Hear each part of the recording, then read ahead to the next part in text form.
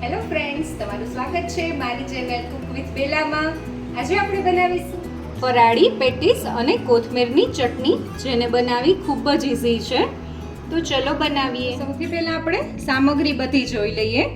તો આપણે પેટીસના outer layer માટે મેં અહીંયા બટેટા બાફેલા લીધા છે અને એ બટેટાને મેં 1 કલાક પહેલાં જ બાફીને લીધા હતા.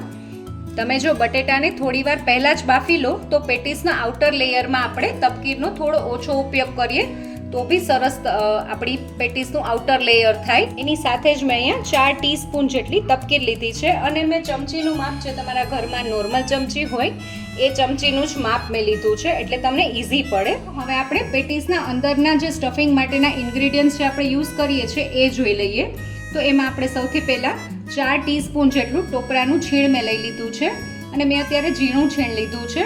તમે જો જાડું મળે તો તમે એ બી લઈ શકો છો. એની સાથે જ મેં અહીંયા 4 ટીસ્પૂન જેટલો શેકેલા માંડવીનો ભૂકો લીધો છે. એની સાથે જ 3 ટીસ્પૂન જેટલું બાફેલા બટાકાનો જે માવો હોય એ લઈ લીધો છે. 2 ટીસ્પૂન જેટલા તલ લઈ લીધા છે.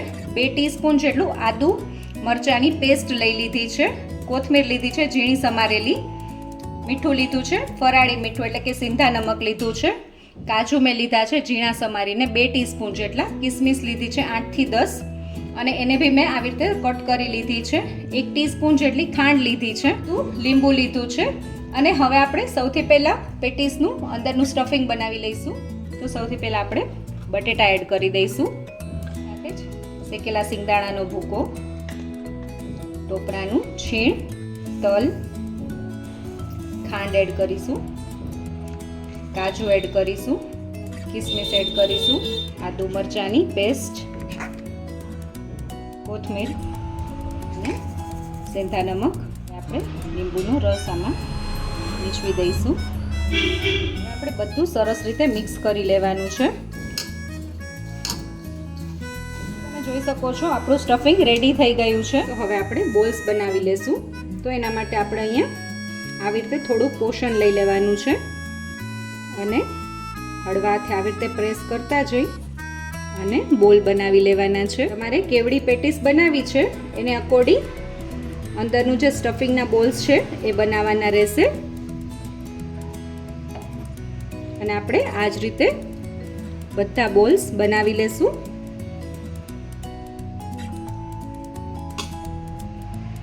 તો તમે જોઈ શકો છો બધા બોલ્સ રેડી થઈ ગયા છે અને આટલા માપથી ટોટલ મીડિયમ સાઇઝના 12 બોલ રેડી થયા છે. અને હવે આપણે પેટીસનું આઉટર લેયર રેડી કરી લઈએ. આપણે એમાં સૌથી પહેલાં સ્વાદ અનુસાર મીઠું એડ કરીશું, એટલે કે સેંધા નમક. એની સાથે જ આપણે તપકીર એડ કરવાની છે. અને જો તમારે તપકીરનો ઉપયોગ ના કરવો હોય તો તમે સિંગોડાના લોટનો બી ઉપયોગ કરી શકો છો. અને હવે આપણે તપકીર અને આ બટાકાને એકદમ સરસ રીતે મિક્સ કરી દેવાનું છે.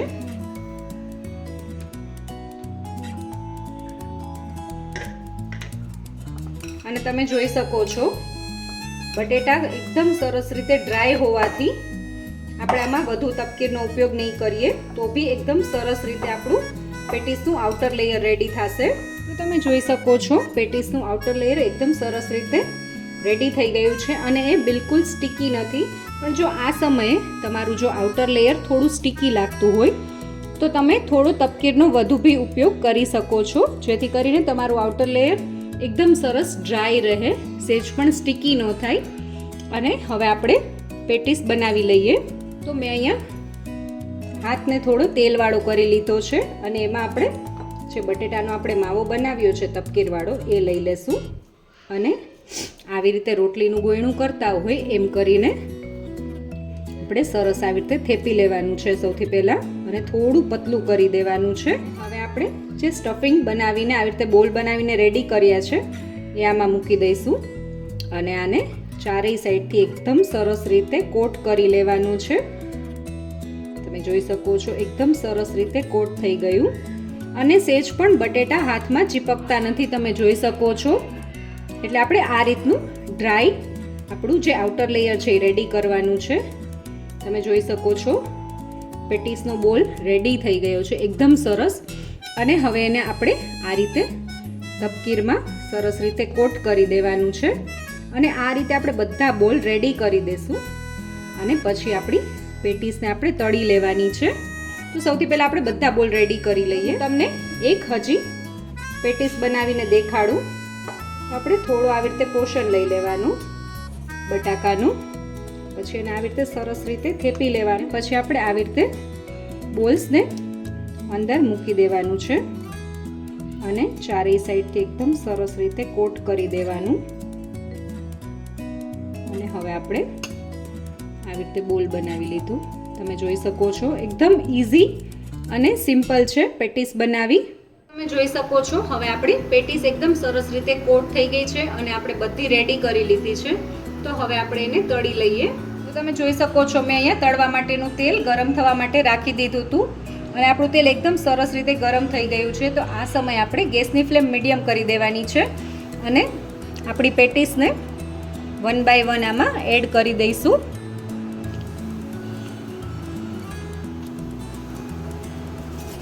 પેટીસને તળતી વખતે તમારે એ વાતનું ખાસ ધ્યાન રાખવાનું છે કે ગેસની ફ્લેમ આપણે મીડિયમ રાખવાની છે અને આપણે પેટીસને તેલમાં એડ કરીએ તો તરત જ એની સાઈડ ચેન્જ નથી કરવાની.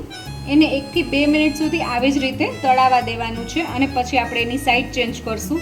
1 થી 2 મિનિટ થઈ ગઈ છે અને હવે આપણે પેટીસની સાઈડ ચેન્જ કરી લઈએ.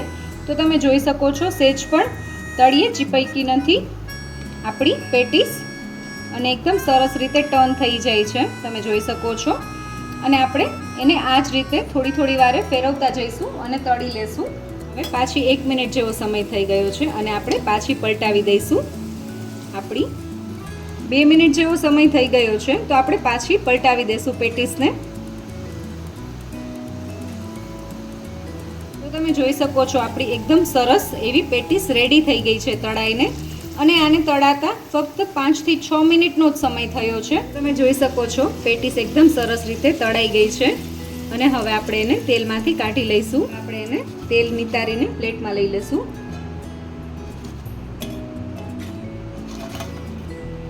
અને આ જ રીતે આપણે બાકીની બધી પેટીસ તળી લેશું અને એ પછી આપણે કોથમીરની ચટણી બનાવવાના છીએ જે ફરાળી છે. જોઈ શકો છો આપણી બધી પેટીસ રેડી થઈ ગઈ છે. હવે સૌથી પહેલાં આપણે પેટીસની સાથે ખાવા માટે કોથમીરની ચટણી બનાવી લેશું. તો એના માટે મેં અહીંયા કોથમીર લઈ લીધી છે. એની સાથે 5 થી 7 જેટલા લીમડાના પાન લઈ લીધા છે. 2 મીડિયમ સમારેલા મરચાં લઈ લીધા છે. ટીસ્પૂન જેટલો લીંબુનો રસ એડ કરીશું અને હવે આપણે બધું સરસ રીતે પહેલાં પીસી લેવાનું છે. શકો છો આપણી ચટણી થોડી પીસાઈ ગઈ છે તો આ સમયે આપણે થોડું મીઠું એડ કરીશું.